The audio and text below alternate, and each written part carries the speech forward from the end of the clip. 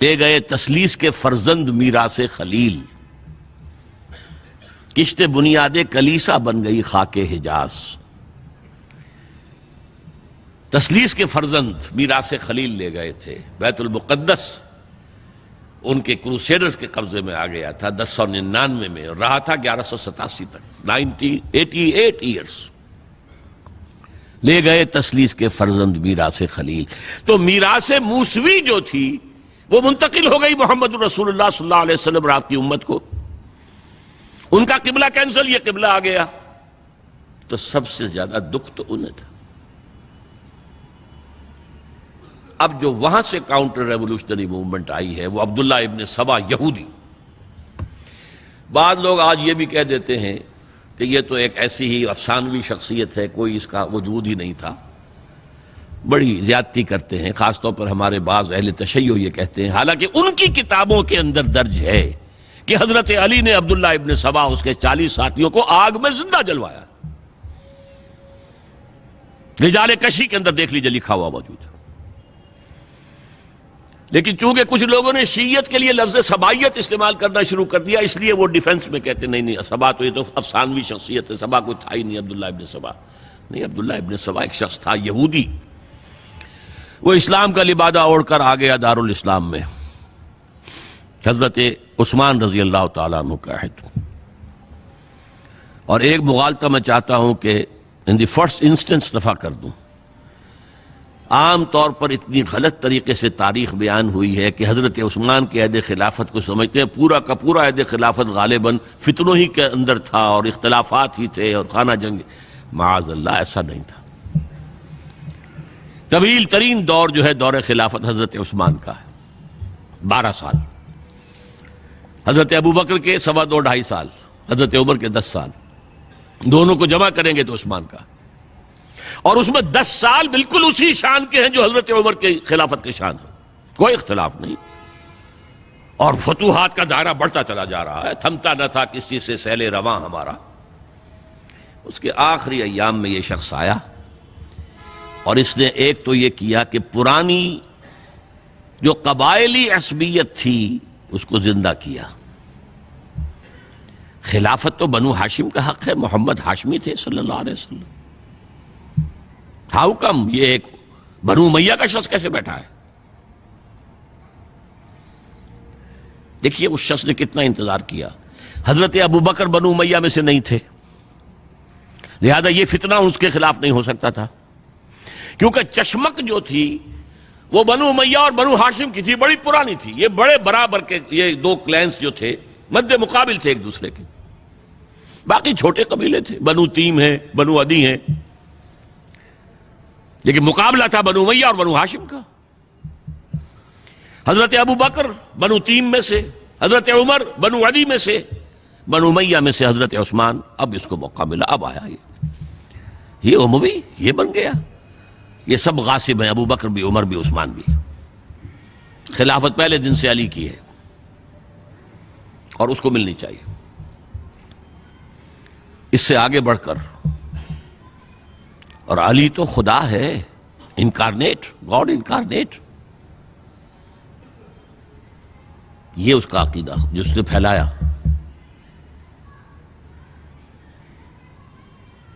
یوں سمجھئے ایک شخص نے حضرت عیسیٰ کے دین کو زیرو کر دیا تھا۔ لوگ مانتے نہیں کہ ایک شخص اتنا کچھ کر سکتا ہے۔ یہودی اور سازشی ذہن، ان کی صلاحیت اور ذہانت۔ ایک شخص تھا پال، حضرت عیسیٰ کو خدا کا بیٹا بنانے والا، وہ توحید ختم، تثلیث آ گئی۔ شریعت کو ختم کرنے والا وہ حضرت عیسیٰ کہہ کر گئے تھے تم پر شریعت موسوی نافذ رہے گی، اس نے کہا نہیں، ایبروگیٹڈ، نو شریعہ۔ نمبر 3، حضرت عیسیٰ نے کہا تھا تمہیں تبلیغ کرنی ہے صرف یہودیوں تک۔ I have been sent only in search of the lost sheep of the house of Israel۔ میں صرف اسرائیل کے گھرانے کی کھوئی ہوئی بھیڑوں کی تلاش میں آیا ہوں، تمہیں باہر تبلیغ نہیں کرنی۔ اس نے تبلیغ کا دائرہ وسیع کیا۔ وہ دین مسیحیت ختم، وہ دین پالزم ہے جو چلا ہے اس کے بعد۔ سمجھ رہے ہیں اس بات کو؟ اور یہ ڈاکٹر مائیکل ہارٹ نے بالکل صحیح لکھا ہے کہ کرسچینٹی جب تک حضرت مسیح موجود تھے وہ سوائے ایک یہودیوں کے فرقے کے اس کی کوئی اور حیثیت نہیں تھی، لیکن پال نے اسے ایک انڈیپینڈنٹ دین بنایا۔ ایک شخص کی کارروائی ہے یہ ساری، اور آج پوری دنیا، پوری عیسائی دنیا اسی پر ہے، تسلیس پر بھی، اور شریعت ختم، اور دعوت جو ہے کرتے پھر رہے ہیں پوری دنیا کے اندر۔ اسی طرح اس نے کیا، قبائلی عصبیت کو چھیڑا اور حضرت علی کا مبالغہ کیا، یہ خدا ہے، اوتار، گاڈ انکارنیٹ۔ تیسرا کام کیا کیا کہ حضرت عثمان رضی اللہ تعالی عنہ اور ان کے جو عاملین تھے، گورنر کوفے کا ہے، گورنر شام میں دمشق میں ہے، گورنر مصر میں ہے، ان کے خلاف پروپیگنڈا شروع کیا۔ یہ بیت المال میں خیانت کر رہے ہیں، یہ غبن کر رہے ہیں، یہ اپنے عزیزوں کو جو ہے پال رہے ہیں، ان کو دے رہے ہیں، وہ اقربا پروری کر رہے ہیں، اور یہ کر رہے ہیں، اور ٹیکنیک کیسی عجیب۔ کوفے میں کوفے کے گورنر کے خلاف بات نہیں کریں گے، دمشق اور مصر کے گورنر کے خلاف بات کریں گے۔ اب کہاں دنیا کے پاس ذرائع تھے کہ کوئی ویریفائی کرے بھئی یہ بات صحیح ہے کہ نہیں ہے، غلط ہے، نہ کوئی ذرائع رسل و رسائل ہیں۔ اور اگر آپ کوفے میں کھڑے ہو کر عثمان نے یہ کر دیا، عثمان نے یہ کر دیا، عثمان نے یہ کر دیا، یہ کر دیا، اب کون اس کو جو ہے اس کی تحقیق کر سکے گا؟ دمشق میں گئے ہیں تو دمشق کے گورنر کے خلاف کچھ نہیں، عثمان کے خلاف، اور کوفے کے گورنر کے خلاف، اور مصر کے گورنر کے خلاف۔ مصر میں گئے ہیں تو اس کے خلاف کچھ نہیں، دمشق اور کوفے کے گورنر کے خلاف اور عثمان کے خلاف، اور پھر ہر طرف سے بلوائیوں کو لا کر گھیراؤ کر لیا حضرت عثمان کے گھر کا۔ یہ تحریک ہے جو بہت زبردست کامیابی سے ہمکنار ہوئی، یہودی سازش۔ اب تمام صحابہ کہہ رہے ہیں حضرت عثمان سے کہ آپ ہمیں موقع دیں کہ ہم ان کا سر کچل دیں۔ آپ فرماتے ہیں نہیں، یہ مجھ پر الزام لگا رہے ہیں نا، میں وضاحت کرتا ہوں۔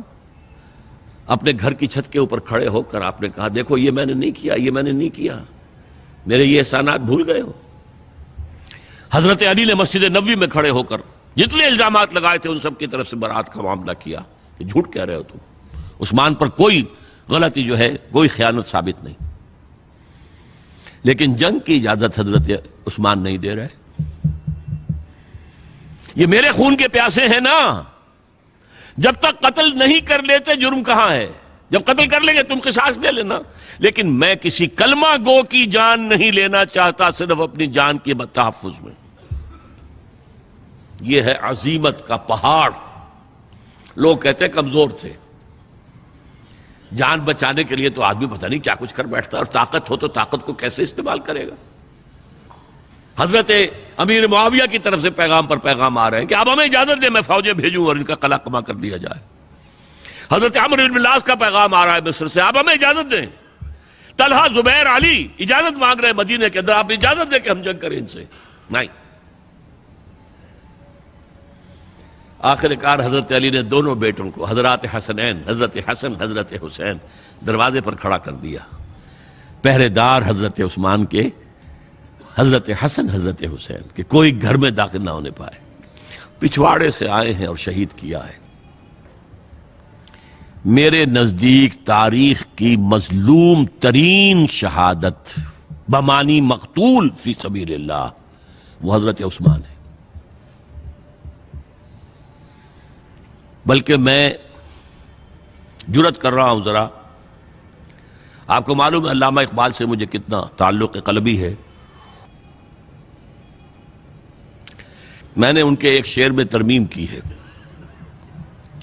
میں سمجھتا ہوں انہوں نے صحیح نہیں کہا۔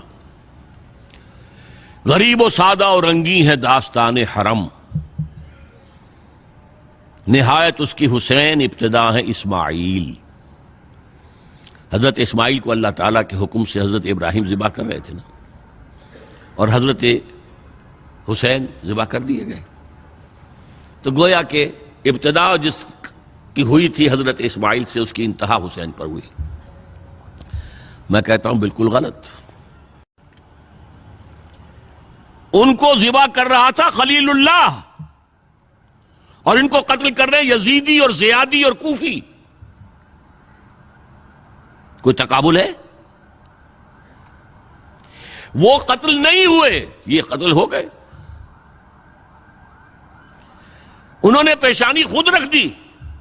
یہاں تو حضرت عثمان لڑتے ہوئے، حضرت حسین لڑتے ہوئے شہید ہوئے. کون سی چیز مشترک ہے؟ ایک مصرے میں جمع کر دیا ہے. صنعت لفظی تو آپ کہتے ہیں اس کو، لیکن کیا مشترک کیا چیز ہے؟ اور میں نے امید ہے علامہ اقبال سے ملاقات ہوگی اگر آخرت میں، تو وہ میری اس بات کو تسلیم کریں گے. میں نے اس شعر کا دوسرا جو مصرع ہے بدلا ہے. نہایت اس کی ہے عثمان، ابتدا حابیل. حابیل جنہوں نے کہا تھا بھائی جان آپ مجھے قتل کرنے کے لیے ہاتھ اٹھائیں گے تو میں اپنا ہاتھ نہیں اٹھاؤں گا آپ کو قتل کرنے کے لیے. عثمان نے کہا کہ میں نہیں کسی کو قتل کروں گا، کسی کلمہ گو کو. جو مجھے قتل کر دیں گے پھر ان سے قصاص لے لیں. عثمان کے پاس لاکھوں کی فوجیں، اسٹینڈنگ آرمیز، پھر بھی انہوں نے اپنی جان دے دی. حضرت حسین بہرحال جتنے بھی افراد تھے بہادری سے، شجاعت سے لڑتے ہوئے شہید ہوئے، اس میں کوئی شک نہیں. لیکن لڑتے ہوئے شہید ہوئے نا. حابیل کی طرح یہ تو نہیں کہا کہ تم مجھے کرتے ہو تو کر دو، میں تو تمہیں قتل نہیں کروں گا. نہیں. بہرحال یہ جو تھا فتنہ، اس کو کہا ہے اور اس کو کتاب میں لکھا گیا، باقاعدہ ایک تصنیف، الفتنۃ الکبریٰ، عظیم ترین فتنہ، حضرت عثمان کی شہادت. اس وقت عبداللہ ابن سلام رضی اللہ تعالی عنہ ایک یہودی عالم دین تھے جو اسلام لے آئے تھے. انہوں نے کہا تھا لوگو ڈرو، عثمان کے خون کا نہ بہانا. میں جانتا ہوں تاریخ بنی اسرائیل کی، اگر کبھی کوئی نبی جو ہے اگر شہید کیا گیا تو 70,000 آدمی اس کے بعد مارے گئے اللہ تعالی کی طرف سے. اور نبی کا اگر کوئی خلیفہ قتل کیا گیا تو 35,000 آدمی مارا گیا ہے. تو اگر تم نے عثمان کو قتل کر دیا تو یہ خون کے دریا جو ہیں پھر آ جائیں گے امت کے اندر. باز آ جاؤ، خدا کے لیے باز آ جاؤ. لیکن نہیں. بہرحال حضرت علی رضی اللہ تعالی عنہ نے بلایا عبداللہ ابن سبا کو اپنے ہاں. تم کہتے ہو کہ میں خدا ہوں؟ ہاں آپ خدا ہیں. توبہ کرتے ہو کہ نہیں؟ نہیں. میں تمہیں زندہ جلا دوں گا. جلا دو. تم خدا ہو، ہماری آزمائش کر رہے ہو. حضرت علی نے عبداللہ ابن سبا کو 40 ساتھیوں سمیت زندہ جلوایا. اور یہ سارا کچھ معاملہ جو ہے یہ میں نے آپ کو بتایا اہل تشیع کی کتابوں میں موجود ہے. بہرحال یہ فتنۃ الکبریٰ ہے جس کا نتیجہ کیا نکلا ہے آپ اچھی طرح سمجھیے. وہ شہادت علی الناس کا جو سیلاب جا رہا تھا، جس کی شان کیا تھی؟ علامہ اقبال کے الفاظ میں تھمتا نہ تھا کسی سے سیل رواں ہمارا. یہ جو سیل تھا کوئی روکنے والا تھا؟ 2 سپر پاورز تھیں اس وقت، ایران، روم. ایران کے چیتڑے ختم ٹوٹ گئے، روم کی 2 ٹانگیں ٹوٹ گئیں. اب کون روکنے والا تھا؟ یہ انٹرنل سیبوٹاج ہے. اس کے بعد جو باہمی خانہ جنگی شروع ہوئی ہے، 1 لاکھ مسلمان ایک دوسرے کی تلواروں اور نیزوں سے ختم ہو گئے.